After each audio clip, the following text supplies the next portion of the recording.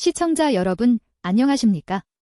2026년 3월 10일 화요일 글로벌 인사이트 시작합니다.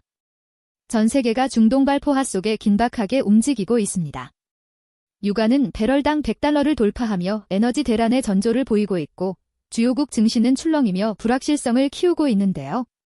오늘 글로벌 인사이트에서는 이 거대한 소용돌이의 중심에 선 8개국의 소식을 깊이 있게 다뤄보겠습니다. 박 작가님, 어서 오세요. 네, 반갑습니다. 오늘 뉴스를 보며 저는 1970년대의 오일 쇼크와 1930년대의 지정학적 재편이 동시에 일어나는 듯한 기시감을 느꼈습니다. 중동에서는 수십 년간 이어온 권력 지형이 통째로 바뀌고 있고 미국과 한국 등 주요국들은 경제적 생존을 위해 전례 없는 조치들을 내놓고 있죠. 단순히 전쟁의 공포를 넘어 이면에 숨겨진 각국의 경제적 계산기와 미래 산업을 향한 집념이 무엇인지 역사적 맥락과 함께 짚어보겠습니다. 가장 먼저 중동의 심장, 이란 소식입니다. 아야톨라 알리 하메네이 사후, 예상대로 모즈타바 하메네이가 새로운 최고 지도자로 등극했군요. 네, 2026년 3월 9일 이란 전문가 회의에서 압도적인 표차로 모즈타바 하메네이가 제3대 최고 지도자로 추대되었습니다. 재미있는 건 이게 이슬람 혁명 이후 사실상 첫 부자 세습이라는 점입니다. 역사적으로 사파비 왕조 같은 과거 이란의 전제 군주제로 회귀하는 것 아니냐는 비판도 있지만 전쟁 중이라는 특수성이 그에게 강력한 권력을 쥐어줬습니다. 그는 취임 직후 미군 기지 5곳을 공격하며 자신의 선명성을 드러냈죠. 혁명수비대가 미군 기지는 물론 이스라엘 본토까지 타격하면서 긴장이 극에 달하고 있는데 경제적 타격도 상당하겠어요? 현재 국제 유가가 배럴당 110달러를 돌파한 것이 그 증거입니다. 이란 외무장관은 이 모든 경제적 고통의 책임이 미국과 이스라엘에 있다고 비난하며 휴전은 없다고 못 박았죠. 하지만 이란 내부에서는 화폐 가치가 폭락하고 인플레이션에 대한 분노가 31개 주 전역으로 확산되고 있습니다. 마치 프랑스 혁명 직전 대외 전쟁 비용으로 민생이 파탄났던 역사적 장면이 21세기 테헤란에서 재현되는 듯한 불안한 형국입니다. 이스라엘 역시 사자의 포효 작전을 멈추지 않고 있습니다. 헤즈볼라의 핵심 사령관을 사살했다는 소식도 들어왔네요. 이스라엘 국방부는 헤즈볼라의 나스르 부대 사령관인 아부 후세인 라에브를 사살했다고 발표했습니다.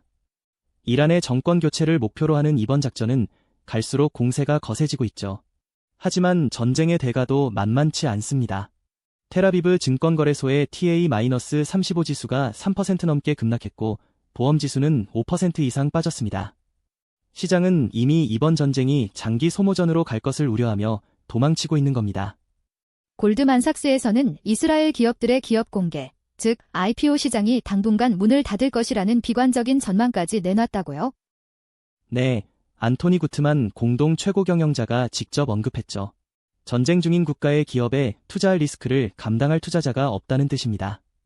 역사적으로 1973년 4차 중동전쟁 당시 이스라엘 경제가 겪었던 잃어버린 성장의 공포가 되살아나고 있습니다.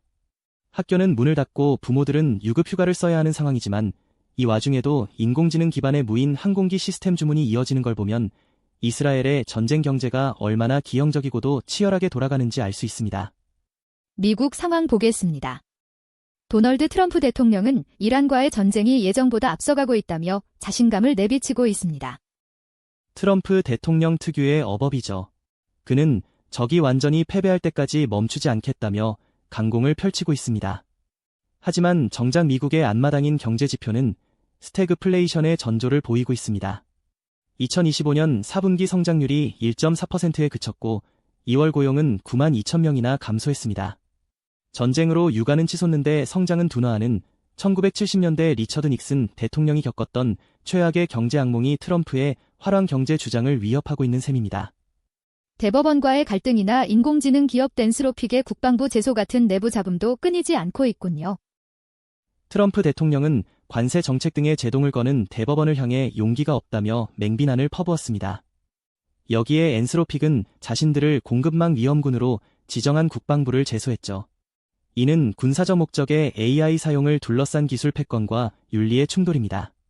19세기 산업혁명기에도 신기술이 군사적으로 전용될 때마다 극심한 사회적 갈등이 있었는데 지금 미국은 대외 전쟁과 내부의 기술 정치적 갈등이라는 두 개의 전선을 동시에 감당해야 하는 처지입니다.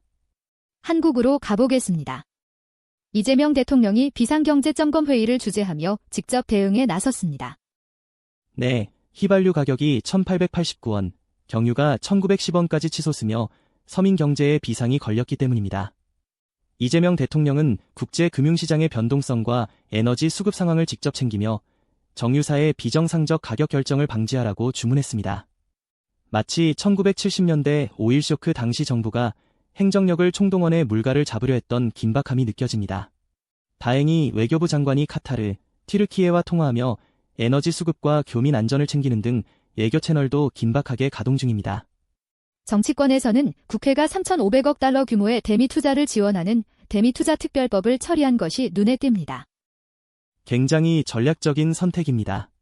반도체와 조선 분야에서 거액의 대미 투자를 법적으로 뒷받침하겠다는 건데, 이는 트럼프 행정부의 아메리카 퍼스트 정책에 미리 대응하는 일종의 경제적 방패입니다.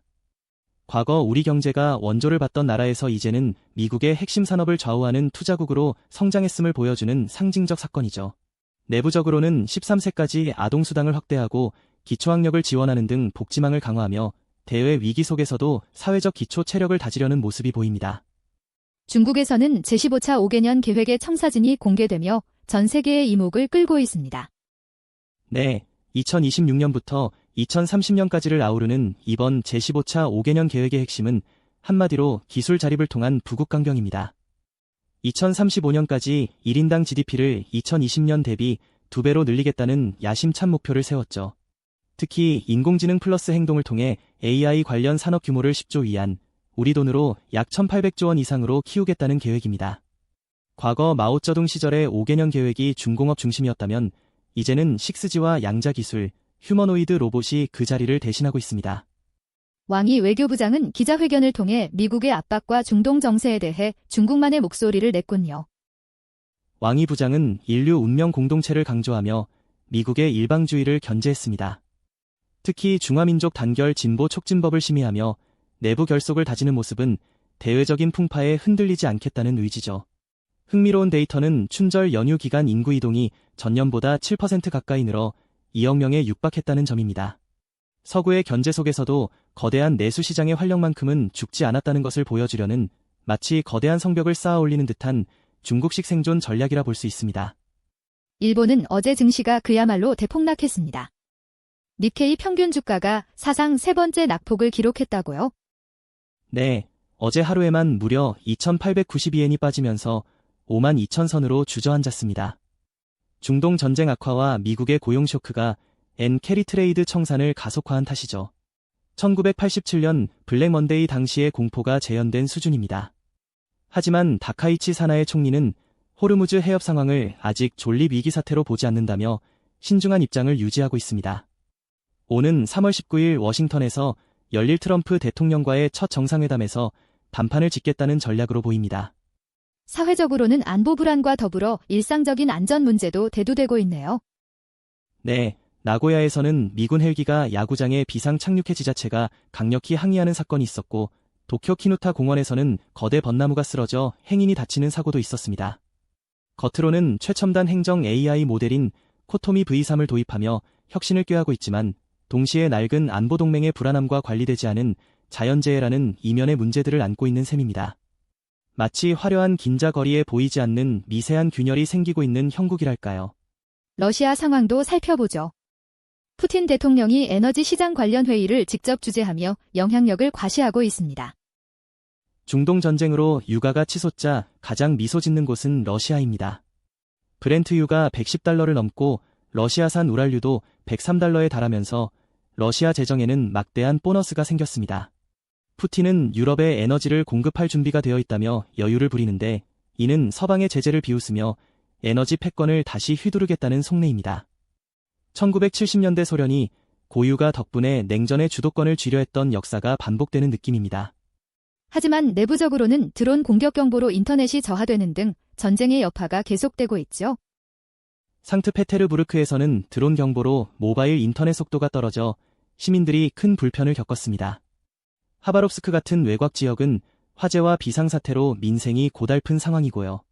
겉으로는 고유가 덕분에 모스크바 증시가 오르고 루브라가 강세라며 스마트시티 2026분 컨퍼런스를 준비하고 있지만 실제로는 전장과 맞닿은 일상의 불안함이 러시아의 화려한 지표들을 갉아먹고 있는 양면성을 띠고 있습니다. 마지막으로 독일 소식입니다.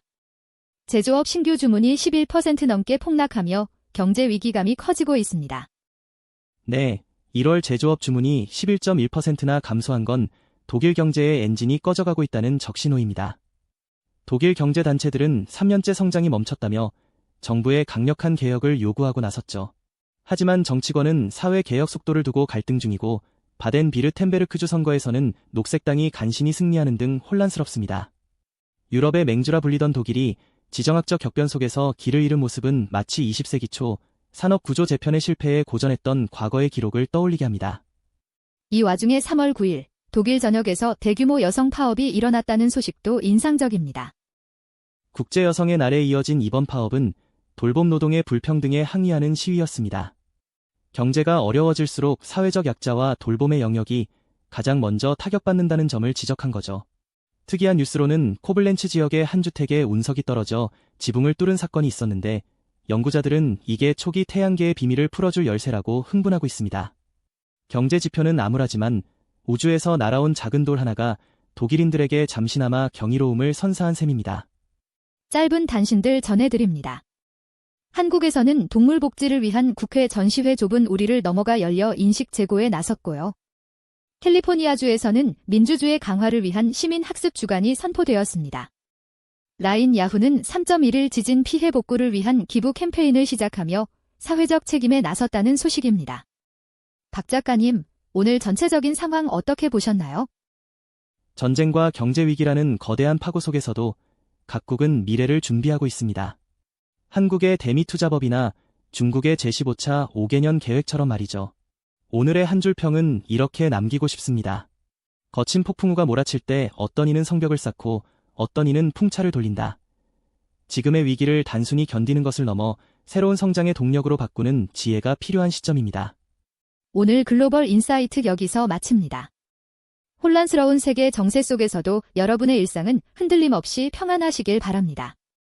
활기차고 의미 있는 오늘 하루 보내십시오. 시청해주신 여러분, 고맙습니다.